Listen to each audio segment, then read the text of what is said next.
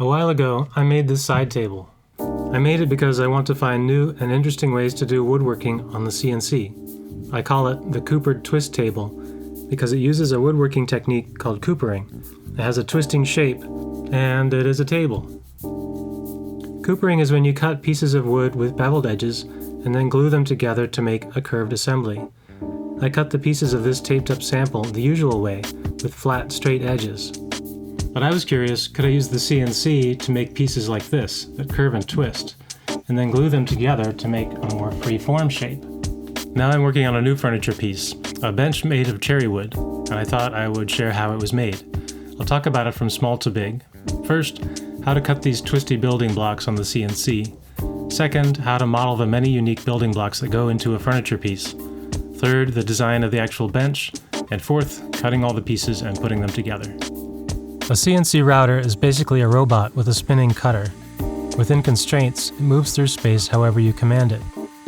This particular machine moves the cutter in 3D position and can rotate a workpiece on the rotary axis. That's really powerful, but also very open-ended, and it takes some work to constrain that into something useful. With CNC, it's good to think in terms of specific cutting operations based on geometric elements of your part. With this project, I use an operation called the rotary swarf cut, and it's based on these 4 corner curves, which together completely define the shape of one of these pieces. Swarf milling can mean cutting with the side of the bit, which can be faster and smoother. Here's how it works for rotary. In the computer model, I pick 2 adjacent corner curves. Then I have the computer figure out the piece rotation and the cutter position to make the cylindrical cutter just touch both curves. If I compute that at several points along the 2 curves, that creates a list of CNC position and rotation commands that together, commanded one after the next, cut a smooth face between the curves. Repeat that process for all the adjacent curve pairs to cut the 4 long faces, and that creates a twisty Cooper piece. So you can cut a building block if you know its 4 corner curves. Let's move on to step 2. Generate those curves for the many building blocks in a furniture piece. To generate those curves, I use an approach called parametric design. Basically, I write an algorithm to do it. I'll show what that looks like by starting with a simple example. Here is a sample surface in Rhino, the CAD program I use. I can change the shape by, for example, moving around its control points. And in a minute, I'll show how I do that shaping for the bench design. Right now, I want to show how to get the corner curves I need. On the right, I have my program I wrote in Grasshopper. The thing to look at now is the slider inputs, which let me control my coopering algorithm in a few different ways. First, I tell it how many curves to create across the surface. That corresponds to the boundaries between these rows, which I call staves, after the staves of a barrel. The thickness is controlled by how far I offset the curves in both directions from the surface. If I group curves into sets of 4, that defines the edges of the staves. And here I can visualize the staves by showing surfaces between the curves.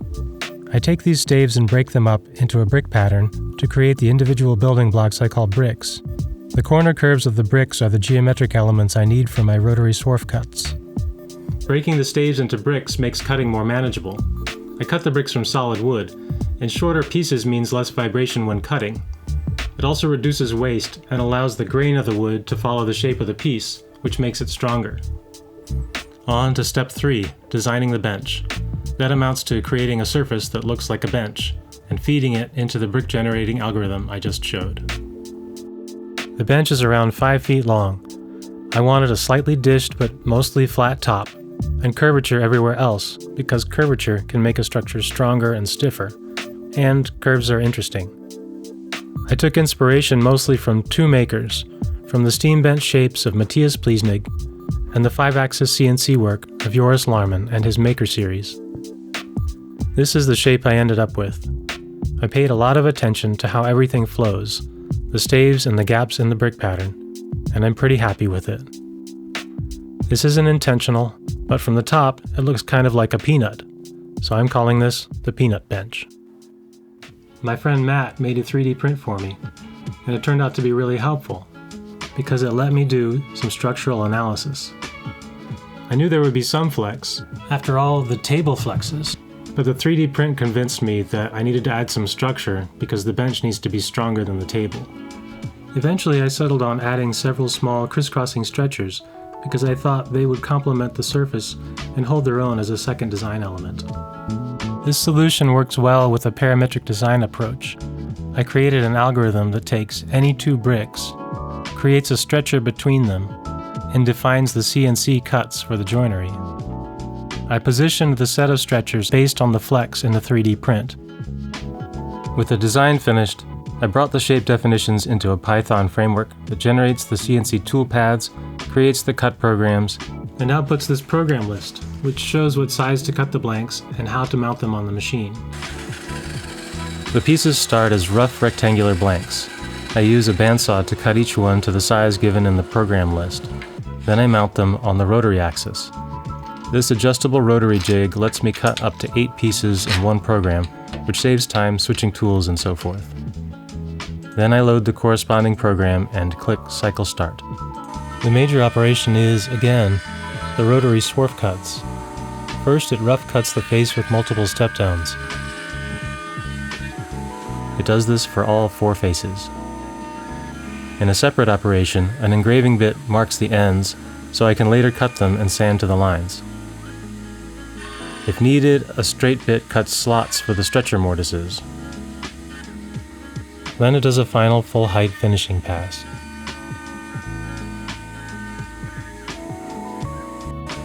Finally, a spherical bit called an undercutting bit hollows out these tiny round indentations. I'll get to the reason for that in a minute. The stretchers are also modeled by their 4 edge curves and can be cut with rotary swarf cuts. They have a slight twist to align with the bricks at both ends. And fun fact, the tenons on the ends are not quite rectangular, they are parallelograms. There were a total of 56 programs to cut 325 bricks and 13 stretchers, about 40 hours of machining time. After they're cut, I label each one, use a card scraper to remove machining marks, a chisel to square and undercut any stretcher mortises, and the bandsaw and belt sander to cut off the ends and take them down to the engraved lines. At this point, they are almost ready for glue-up. With wood glue, I need to tightly clamp the pieces together during glue-up, but because these pieces are so curved, the usual methods don't work very well. So I use something I call an internal cord clamp. These shallow indentations show where to drill across each piece.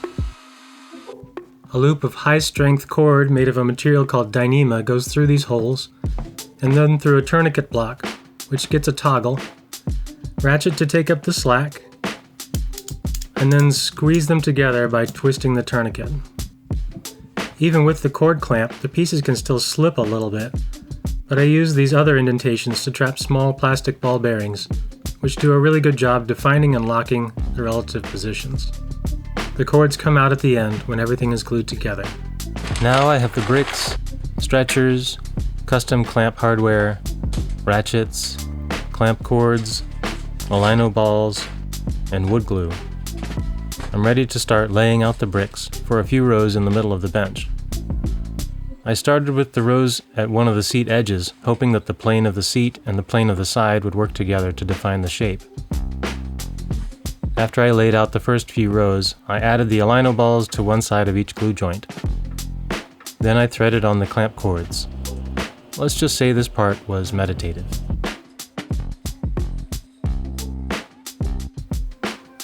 I did a dry fit to see how well the pieces would go together. One of my professors compared this kind of work to building a raft while you're swimming. Eventually you get to floating and working from a stable platform. Because this was a dry fit, I had to undo it and start over, but I didn't record that part. I was pretty anxious I would mess up the gluing, which would wreck the whole project, so I didn't shoot any video with actual glue until pretty late in the process. I was also worried about small alignment errors growing as I added rows. The pieces aren't perfect, and each imperfection can introduce a little error in the overall shape. You can see this with the table, where the final few staves start to deviate from a circle. I tried to come up with a strategy to address this, and just couldn't, so I started gluing 2 or 3 rows at a time. The real test of whether the bench was staying true to the designed shape was adding the first stretchers, which was also the first chance I had to see whether the stretcher joinery was going to work at all. At first they wouldn't seat all the way, but it was close enough that I could persuade things into shape. Because I cut the stretchers from mismatched scrap pieces of oak and ash, and because someone recommended it, Thanks, Lucas. I dyed them all a nice uniform black. During the assembly process, it became clear just how essential the stretchers were. The bench flexed just like the 3D print, but the flex went away as the remaining stretchers went in. The unexpected benefit of that flex was that if the bench was getting out of shape, I could persuade it back into shape with ratchet straps. At this point, I finally felt comfortable enough to film the actual gluing. It's about what you would expect, but the glue where the adjacent pieces make contact.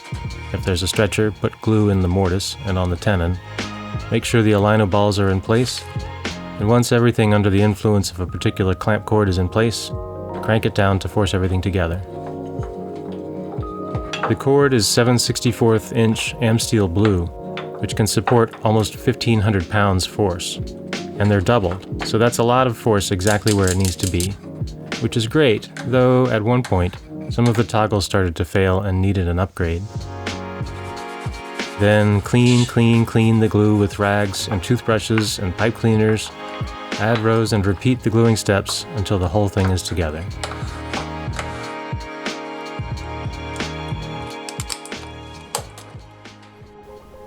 At this point, the bench is all glued up except for the outer two staves.